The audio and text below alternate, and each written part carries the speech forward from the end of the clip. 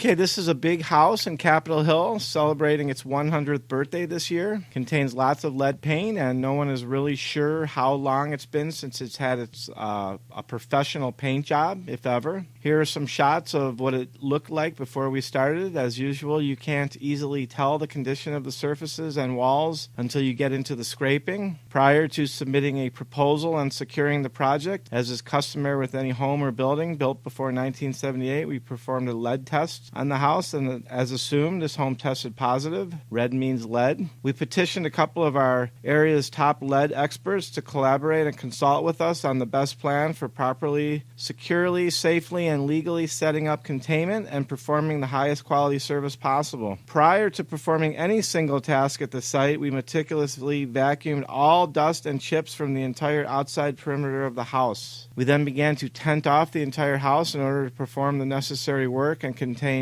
everything inside of that work area accordingly to the painting, repair, and remodeling rules and regulations of the state of Washington and what I believe to now be national. The entire home is contained and ready for our preparation expertise. We begin by hand washing every surface, generally with nothing more than elbow grease and hot water, as is the case that we do all of our painting by hand, free from the use of sprayers. We rarely use pressure washers outside of anything but decks and walkways. Something many may not know is that most bubbling and peeling on older homes is caused by lack of proper ventilation. And our older home preparation always includes prying open and thoroughly scraping between all the boards that have been painted closed over time. This is something we have found in our 35 years of experience to be mandatory. We then hand scrape every surface, nook and cranny twice, regardless of the size of the house. Next, still under the containment,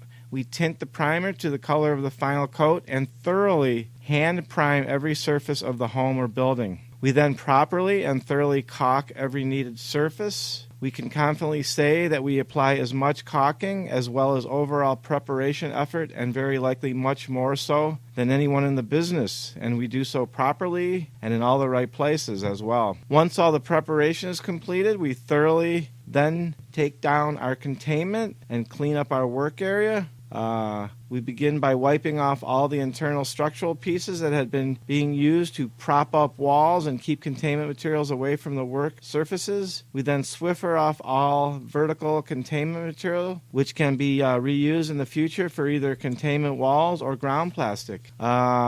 We then begin to sweep up and vacuum as much of the ground debris as possible. We then carefully take up by rolling into itself all ground plastic, which we secure and properly dispose of. We then vacuum up, again, every inch of ground surface. And at this point, we hand paint every square inch of the home properly and thoroughly with its finished coat. Once everything is cleaned up, packed up, and put away, we use a mild eco solution as we scrape off and clean every external window and glass surface, leaving the entire worksite spotless.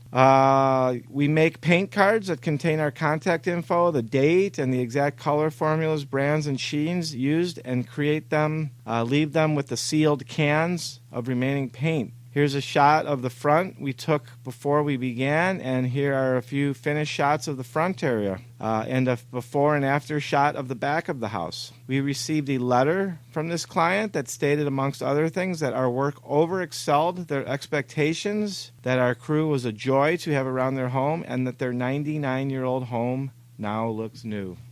Thank you.